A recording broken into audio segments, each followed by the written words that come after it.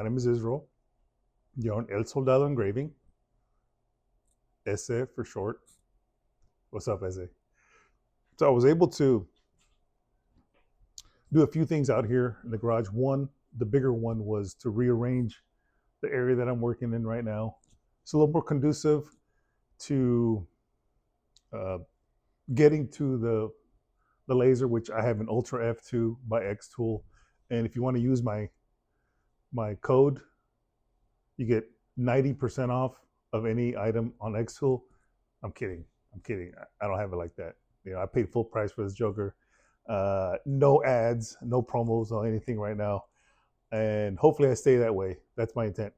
Anyway, so new work area that I have closer to the window, I can exhaust uh, any of the fumes or whatever I'm working on. And this week I did some work with some plastic, so it was good.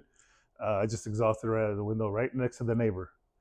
Enjoy. No, we got some distance between us. And so the few things that I did this week, other than rearranging, is I went down to, I'm in Washington State, sort of. I live sort of close to the water, not on the water, not big, this baller house, but I live close. I drove there.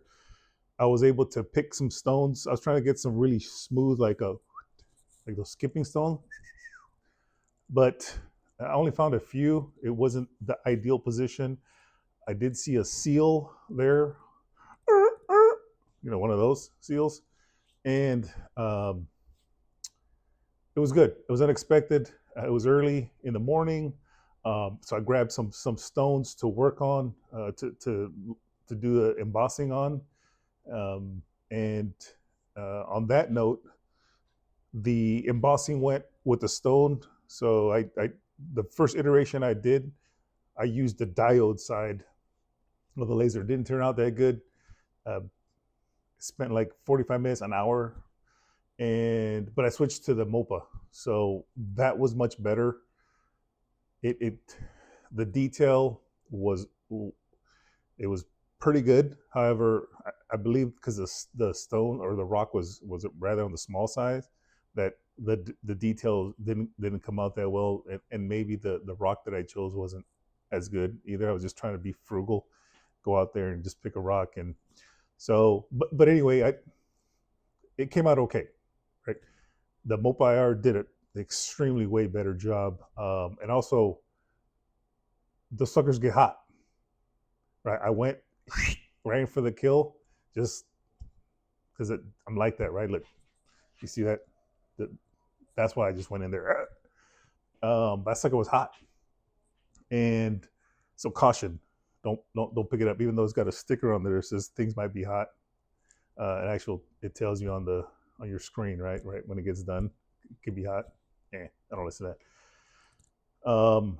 And so, along with the stone or the rock, that embossing, I also did a coaster, a cork coaster, and that was just like real quick, real time. I 40 seconds, 30 seconds, whatever it was, just smoking, just did outstanding.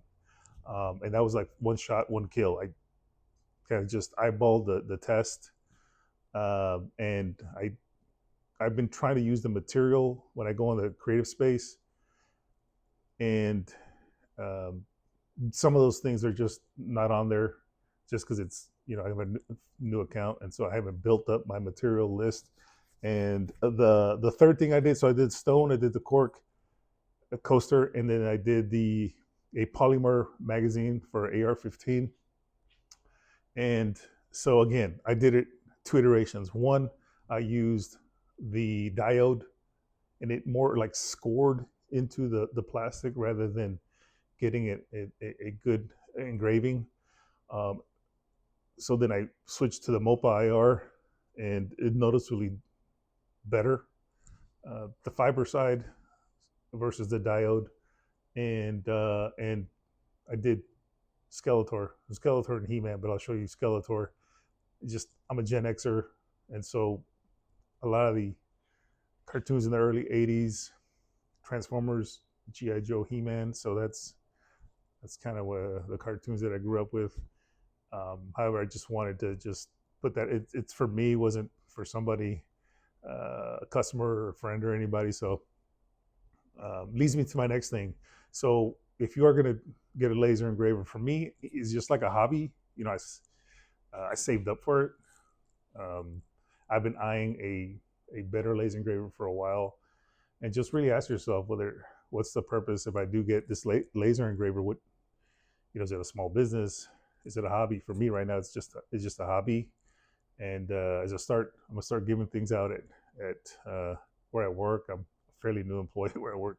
However, just kind of like, hey, like here's look what I made, and you know, blah blah, and see where that goes.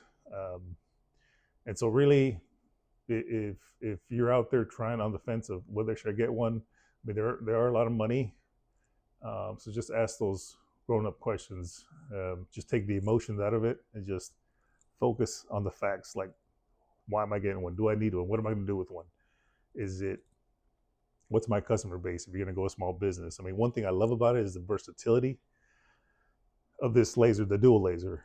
So whether you're going to be using it on acrylic or wood or some other organic material, rock, slate, embossing, coins, you know, metal, whatever you're going to be working on, whatever niche market you're going to do, whether you're going to have a bunch of products for, you know, using a lot of different materials, or if you're going to be just, you know, here's my, I'm just going to be focusing on acrylic or leather. I mean, that's one thing that I really like is the leather, like the leather wallets that people make, and so that's all upcoming.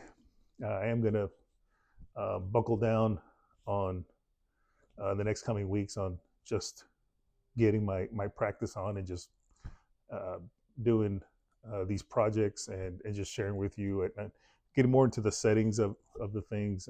I know I did use for the PMAGs, the polymer magazines.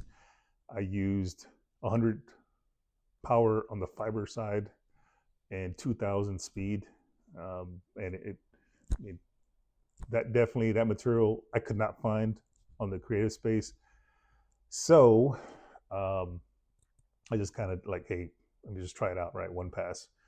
And then we'll just start recording that more actual real time and just seeing um, those projects come out. So have a good week. Don't talk to strangers. No, I'm playing. Well, have a good week. I'll talk to y'all later. Have a good one.